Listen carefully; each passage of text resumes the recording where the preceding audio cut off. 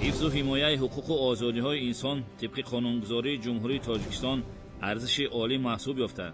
در سیاست اجتماعی دولت و حکومت مملکت موقع مخصوص را دارا میباشد. مخصوصاً در حفظ صحتی مردم کشور و پیشگیری از گرفتاری هر گونه بیماری‌ها که توسط استفاده و یا استعمال محصولات پس‌صفت و زیان آور که باعث سرایت یافتن آدمان می‌گردد، دولت و حکومت مملکت تدبیرهای مهم را راه اندازی نموده است. قانون‌های جمهوری تاجیکستان درباره بی‌خطری محصولات خوراکه، حمایت حقوق استعمال کنندگان، کودکس تندرستی جمهوری تاجیکستان و یک قطار سند و معیارهای حقوقی که از جانب حکومت جمهوری تاجیکستان به تصویب رسیدند شهادت این گفته هاست. در قانون و قرارها و سند و معیارهای قبول گردیده، عهده‌داری و حقوق و وظیفه‌های صاحبکاران، استحصال کنندگان و استعمال کنندگان، خریداران و فروشندگان پرره و واضح و روشن بیان یافته است. باعث تأسف زیاد است که فعالیت برخی از صاحبکاران، تاجران و استحصال کنندگان را دیدن ممکن است که خلاف قانون و قرارها و سند و معیارهای حقوقی عمل کننده جمهوری تاجیکستان می باشند.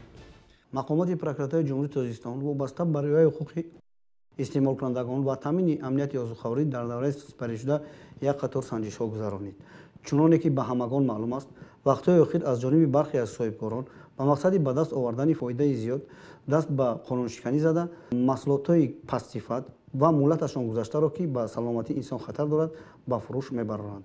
در این روند پروکوراتور گنرال جمهوری در دوره هفته سپری شده یک قطار قانون شکنی را آشکار نمود. مثلا در رید نوبتی که از جانب کارمندان پروکوراتور گنرالی جمهوری تاجیکستان در همبستگی با کارمندان خدمات گمرک نزد حکومت جمهوری تاجیکستان دایر گردید، فعالیت غیرقانونی صاحبکار انفرادی ساکن شهر دوشنبه کوچه کوپرینا نو شراف‌الدین زاهدوف آشکار کرده شد. صاحبکار شراف‌الدین زاهدوف خلاف طلبات قانون جمهوری تاجیکستان درباره بی‌خطری محصولات خوراکه عمل نموده، بیش از 50 نامگوی محصولات خوراکه را به یگان حجت تصدیق کننده صفت بی‌خطری و به بررسی رسمیت دراری گمرکی به جمهوری وارد نموده است.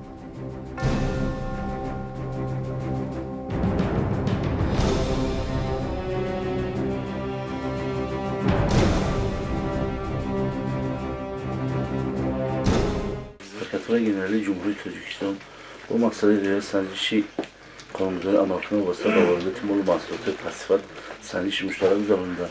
در نتیجه زمان سنجش در ارجاع با کارمندان خدمات گمرک جمهوری تاجیکستان در آشکار نمود که دستورالعمل شهر دوشنبه کوچه کوپرینا خانه منزل استخباراتی شهروند زاهدوف شراف‌الدین روی انبار مخصوص که در تخانه جایی کرده شده است موردهای گوناگون، یعنی از قبیل محصولات خوراکه با مانند ماهی، شکلات‌های گوناگون، از جمله قندها، پیچینی‌ها و دیگر نمود محصولات خوراکه وارد کرده شده است، جاری کرده شده است. از طرف شهروند زاهدوف شراف‌الدین به سنجشگران سرتیفیکات مطابقت مال‌های مذکور یعنی وارد نموده و دکلراسیون به رسمیت درباره بار گمرکی نیز پیشنهاد کرده نشد.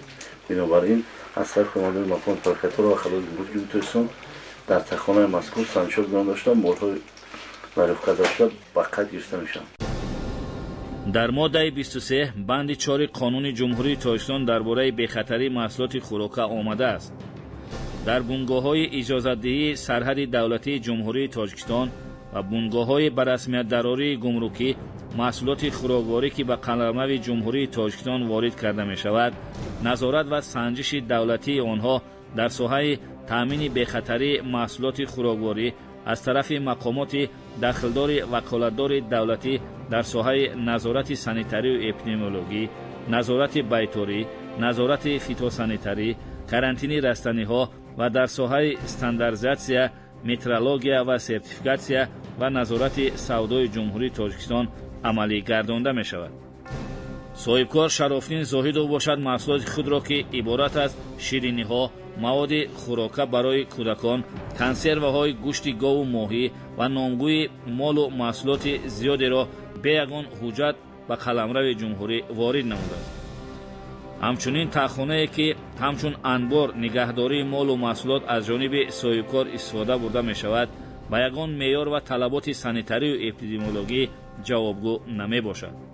ҳолон ки дар моддаи 32 банди 5 қонуни ҷумҳурии Тоҷикистон дар бораи бехатари маҳсулоти хӯрока дарҷ ёфтааст.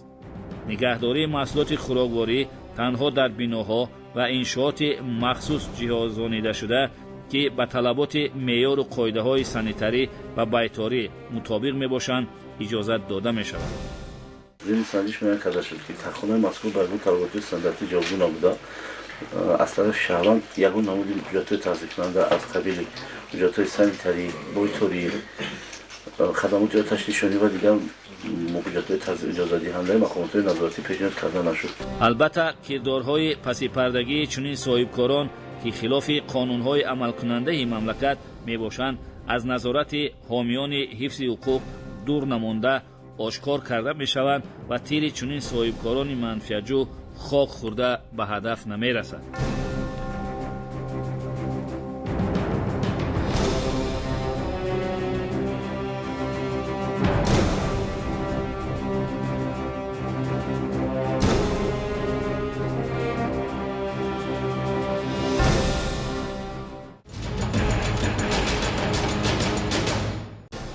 ҳолати дигаре ки аз ҷониби кормандони прокуратураи генералии ҷумҳурии Тоҷикистон ва хадамоти гумруки назди ҳукумати ҷумҳурии Тоҷикистон дар кӯчаи Нодира 38 шаҳри Душанбе ошкор гардид, боиси нигаронӣ ва тааҷҷуби зиёд аст.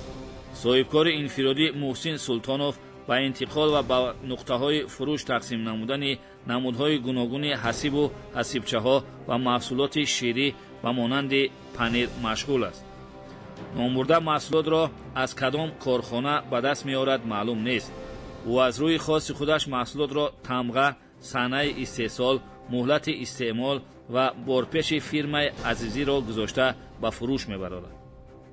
зимни гузарондани яке аз чунин санҷишҳо муайян карда шуд ки шаҳрванд Султонов Муҳсинҷон дар шаҳри Душанбе ноҳияи Исмоили Сомонӣ кӯчаи Нодира ҳуҷраи рақами 38 як амборхонаро ба иҷора гирифта дар он ҷо ба нигоҳдошт ва фурӯши ҳасиб ва ҳасибчаҳои гуногун инчунин панирҳо машғул мебошад. зимни гузарондани санҷиш муайян карда шуд ки молу маҳсулотҳои шаҳрванд Султонов тамға, суроғаи барориш ва муҳлати истеъмол надоранд. номбурда ҳасибчаҳоро бо асбобҳои махсуси худсоз тамғагузорӣ карда дар он муҳлатҳои истеъмолиашро худаш мегузошт ки ин хилоф ба талаботи қонунгузориҳои амалкунандаи ҷумҳуриямон мебошад. аз тарафи мо вобаста ба ҳолати мазкур маводҳои аввалин дараҷа тартиб дода шуда қарори қонунӣ қабул карда мешавад. маҳсулот кай, дар куҷо ва дар кадом шароит истеҳсол гардидааст барои соҳибкор аҳамияте надорад. барои ӯ танҳо бозори фурӯшаш гарм бошад кифоя. масалан ҳасибро шумо аз куҷа мегиред, шумо қарордод доред ба ҳамин корхонаи мебиёред, баъд чӣ кор мекунед? мешаспонем, муҳлати истеҳсол мезанем, баъд ба фурӯш мебарем. ба ҳама мағозое ки шумо ба фурӯш мебаред, шумо шартнома доред? Недорем. чанд вақт корхонаи шумо фаъолият мекунад? 6 нуфар. шаҳрванд Султонов Муҳсинҷон Усмонҷонович манзили истиқоматиро воқеъ дар кӯчаи Нодира ноҳияи Исмоили Сомонӣ шаҳри Душанбе ба иҷора гирифта, дар он анбор ва корхонаи худро ташкил намудааст ки ба истеҳсол ва фурӯши ҳасибҳое ки ба талаботи стандартҳои давлатӣ мутобиқ намебошанд машғул мебошад. аз ҷумла чуне ки айни замон мо мебинем шаҳрванд Султонов Муҳсинҷон ҳасибҳое ки дар он санаи истеҳсол, муҳлати истеъмол, суроғаи истеҳсол кунанда маълум нест, дастрас намуда дар коргоҳи худ, яъне анбори худ ба он ба воситаи боршастҳои махсус ки онҳоро пешак фармоиш медиҳад тайёр намуда дар ҳасибҳо боршастҳоро часпонида ба воситаи таҷҳизоти махсуси техникӣ ки дар он санаи истеҳсол тамоман дарк нашудааст ва муайян намебошад, санаи истеҳсолро гузошта ба воситаи пахш намудани тугмача дар он бо чунин коғазчаҳо гӯё ки он ҳамин рӯз истеҳсол шудааст, яъне санаи дилхоҳи худро дар он дарк намуда ба шаҳрвандон ба фурӯш мегузорад. мантиқро бубинед. соҳибкор ба фирмаи Азизӣ ягон муносибат ва иртиботе надорад پس چرا از تمغه این فیرما استفاده میبرد؟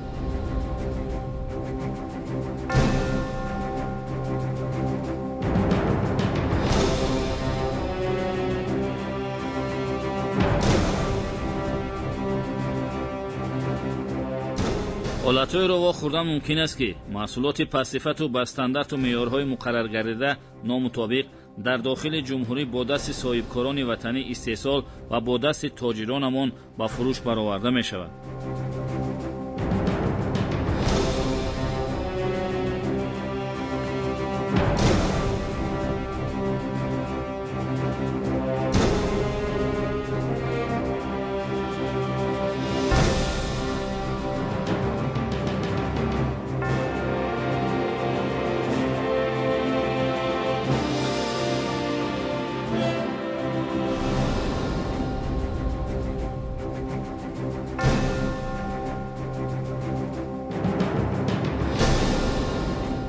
در این مورد برخی از صاحبکاران سالمی اهل جامعه را صرف نظر نموده منفعت خود را از منفعت جامعه بالا می دانند. ساکن کوچه بوربد یک شهر دوشنبه فرهاد عبدالشکورов کارخانه استحصال حسیب را به راه مانده است.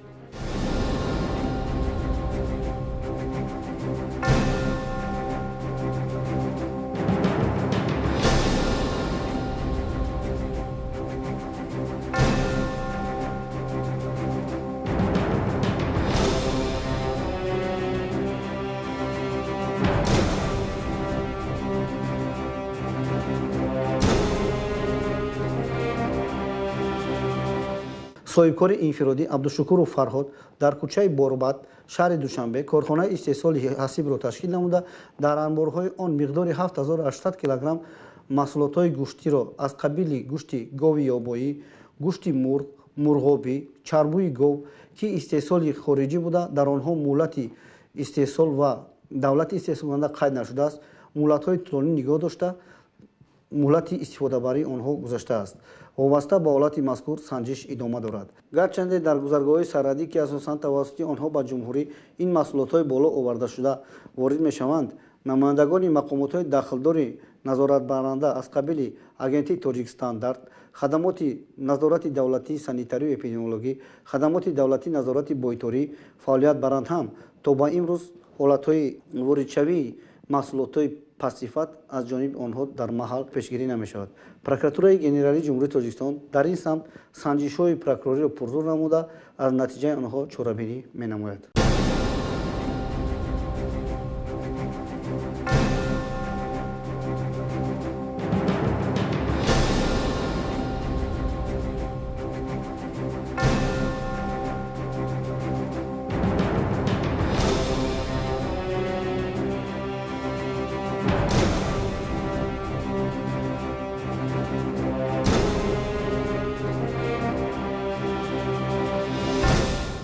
این طایفه صاحبکاران را چی مجبور می‌سازد که با چنین چپدستی و مردم فریبی دست می‌زده باشند؟